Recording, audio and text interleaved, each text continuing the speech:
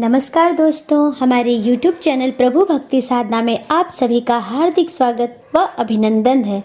दोस्तों, जैसा कि हम सभी जानते हैं कि कार्तिक माह भगवान श्री हरि विष्णु को समर्पित है। कार्तिक माह के शुक्ल पक्ष के एकादशी को भगवान श्री हरि नारायण 4 माह के बाद योग निद्रा से जागते हैं। इस दिन से ही सभी मांगलिक कार्य प्रारंभ हो जाते हैं।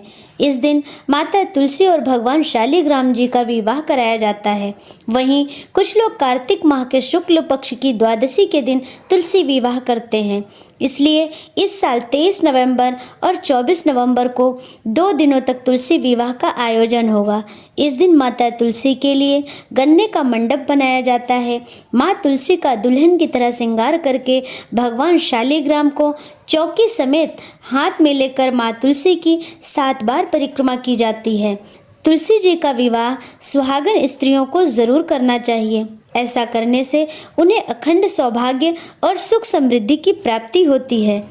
इस दिन तुलसी जी के विवाह की कथा सुननी अथवा पढ़नी चाहिए। तो आइए तुलसी विवाह की कथा प्रारंभ करते हैं। जालंधर नाम का एक पराक्रमी असुर था, जिसका विवाह वृंदा नाम की कन्या से हुआ। वृंदा भगवान विष्णु की परम भक्त थी और पतिव्रता थी। इसी कारण जालंधर अजेय हो गया। अपने अजेय होने पर जालंधर को अभिमान हो गया और वह स्वर्ग की कन्याओं को परेशान करने लगा। दुखी होकर सभी देवता भगवान विष्णु की शरण में गए और जालंधर के आतंक को समाप्त करने की प्रार्थना करने लगे। भगवान विष्णु ने अपनी माया से जालंधर का रूप धारण कर लिया और छल से वृंदा पतिव्रत धर्म को नष्ट कर दिया। इससे जालंधर की शक्ति क्षीण हो गई और वह युद्ध में मारा गया।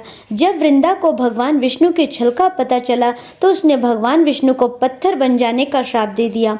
देवताओं की प्रार्थना पर वृंदा ने अपना श्राप वापस ले लिया, लेकिन भगवान विष्णु वृंदा के साथ हुए छल के कारण लज्जित थे।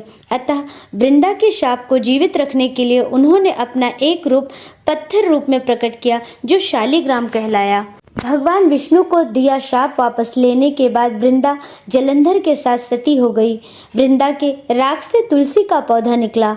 वृंदा की मर्यादा और पतिव्रता को बनाए रखने के लिए देवताओं ने भगवान विष्णु के शालिग्राम रूप का विवाह तुलसी से कराया। इसी कारण शुक्ल पक्ष की यानी देव प्रबोधनी एकादशी के दिन तुलसी का विवाह शालिग्राम के साथ कराया जाता है। शालिग्राम पत्थर गंडकी नदी से प्राप्त होता है। भगवान विष्णु ने वृंदा से कहा कि तुम अगले जन्म में तुलसी के रूप में प्रकट होगी और लक्ष्मी से भी अधिक मेरी प्रिय रहोगी।